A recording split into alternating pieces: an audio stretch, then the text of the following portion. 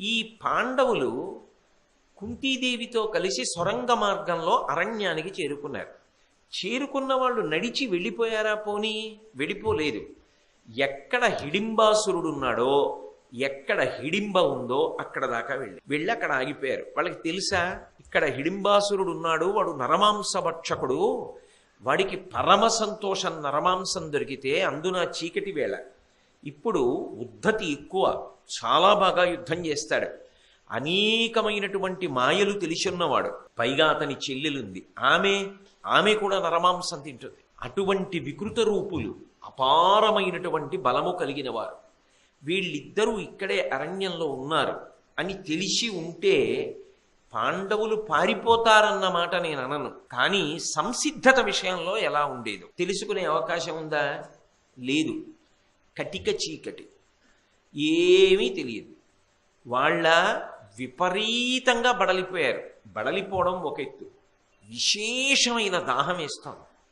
అంత దాహం వేస్తే ఎవరికీ వెళ్ళి నీళ్లు తెచ్చుకునే అవకాశం లేదు, నీళ్ళు ఎక్కడున్నాయో కూడా తెలియదు.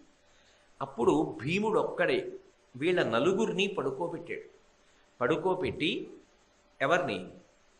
తమ్ముళ్ళని ముగ్గురిని, అన్నగారిని పడుకోబెట్టి, కుంతీదేవిని పడుకోబెట్టి, 5గురిని పడుకోబెట్టి, తాను ఎక్కడ నీరు ఉన్నదో జాగ్రత్తగా చెట్టు మించి చూసి కనిపెట్టి ఒక ఆకు దొన్నె పట్టుకుని అక్కడికి వెళ్ళి తాను నీరు తాగి నీరు పట్టుకుని వెనక్కి వచ్చాడు.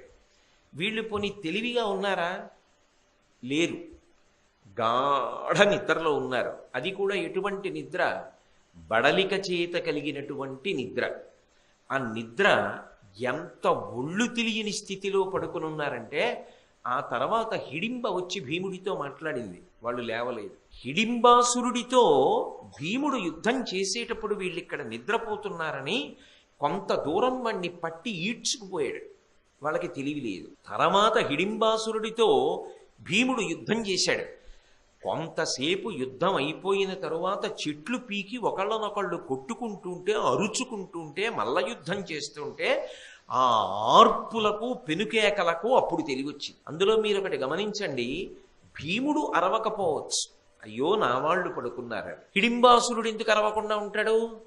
అది రాక్షస ప్రవృత్తి. ఒకళ్ళు బాధపడితే ఆయనకి సంతోషం. ఇది ఒక ఎత్తు. 2, అసలు భీముడు తిరిగి రాకముందు, భీముడు నీళ్ల కోసం వెళ్ళాడు కదా, ఎక్కడో సరోవరం దగ్గర ఉన్నాడు. సరోవరం దగ్గరికి వెళ్ళినటువంటి భీముడితో హిడింబ ఇక్కడ పడుకున్నటువంటి వాళ్ళని హిడింబాసురుడు రాత్రి కంఠాలు కొరికేశారనుకోండి, ఏమయ్యుండుండేది? భారతం ఏమయ్యుండేది? పోని కంఠాలు కూడా కొరకక్కర్లా, అంత నిద్రపోతున్నారు కదా. అందులో ఆఖరివాడు సహదేవుణ్ణో, నదరగా కనపడుతున్నాడని అర్జునుణ్ణో, ఆడది గదా అని కుంతీదేవినో ఎత్తుకుపోయాడు అనుకోండి తన ఆశ్రమానికి, ఏమై ఉండేది భారత కథ? కానీ ఏమార్చగలిగిన వాళ్ళని ఏమార్చేవాడొకడు ఉన్నాడు. వాడు ఒక రూపముతో అన్ని వేళలా కనపడవలసిన అవసరం ఉండదు. వాడే కృష్ణుడు. అదే పరిపూర్ణావతారం, రాశీభూతమైనటువంటి ఆనంద ఘనము. ఆయనే భగవానుడు. భగవానుడి యొక్క అనుగ్రహం మన బుద్ధి ప్రకాశించనప్పుడు, మనకి తెలియనప్పుడు, మనం ప్రశాంతంగా ఉండగా ఎవడో మన మీద పెద్ద కుట్ర చేస్తున్నప్పుడు కూడా అది భగ్నమైపోవడానికి, కుట్ర చేసిన వాడు నశించిపోవడానికి కావలసిన వ్యవస్థని కూడా భగవంతుడు ఏర్పాటు చేస్తాడు.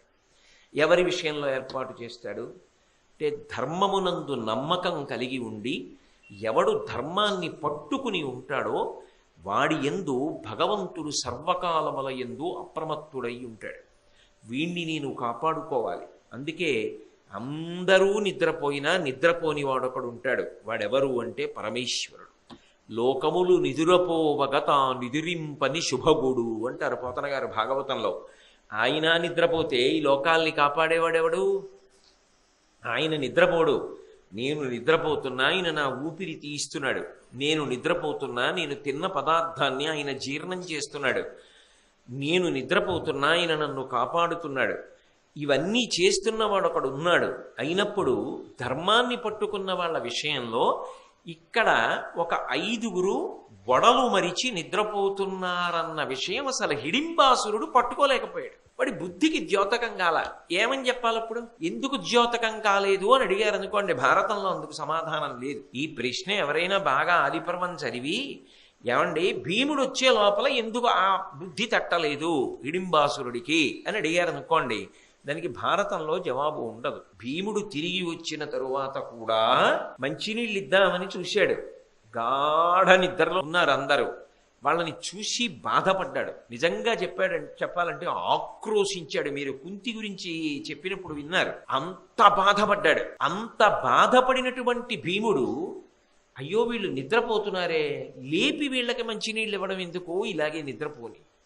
ఇంత గొప్ప తల్లి పాండురాజు యొక్క పత్ని, ఇన్ని యజ్ఞయాగాది క్రతువులు చేసింది, ఇంతమంది బిడ్డల్ని కన్న తల్లి ఇవాళ మంచినీళ్లు లేక డస్సిపోయి నిద్రపోతోందా అని ఆక్రోశించాడు.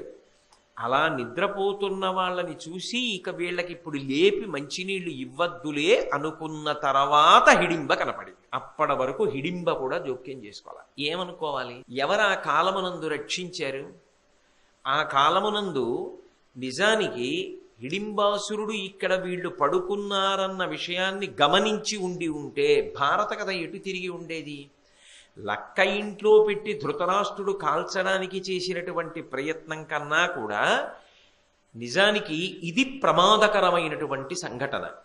ఈ ప్రమాదకరమైన సంఘటనలో అప్పటికి రక్షింపబడడం కాదు, ఆ తరువాతి కాలంలో కూడా వాళ్ళు గొప్పగా రక్షింపబడడానికి కావలసినటువంటి బీజము అక్కడ పడి కథ విస్తరిల్లుతోంది. దీనికి పైకి కథ కనపడుతుంది, వెనక ఏముంది? ధర్మం ఉన్నది. ధర్మరాజు గారి ధర్మం అలా నడిపిస్తోంది. అందుకే ఇది నేను చెప్పే సన్నివేశానికి వెనక ఉన్నటువంటి పూర్వాంగం. ఇప్పుడు మీరు ఈ పూర్వాంగంలో అవతరించండి. హిడింబాసురుడు తన చెల్లెల్ని పిలిచాడు. పిలిచి ఆమెతో అంటున్నాడు, ఇందులకెంబియిన్ మనుజులెన్నడు ఒత్తురేని ఆనందము పొంది నిర్భయమునన్ శయనింతురే. ఇట్లు వంటైల్ కుందేలు సొచ్చే వేగచని కోమలి వారల చంపి తెచ్చి నా కొందగ వండిపెట్టుము రసోత్కట మానవ మంసఖండముల్. ఆ పద్యం చెప్తోంది వాళ్ళని ధర్మం ఎలా కాపాడింది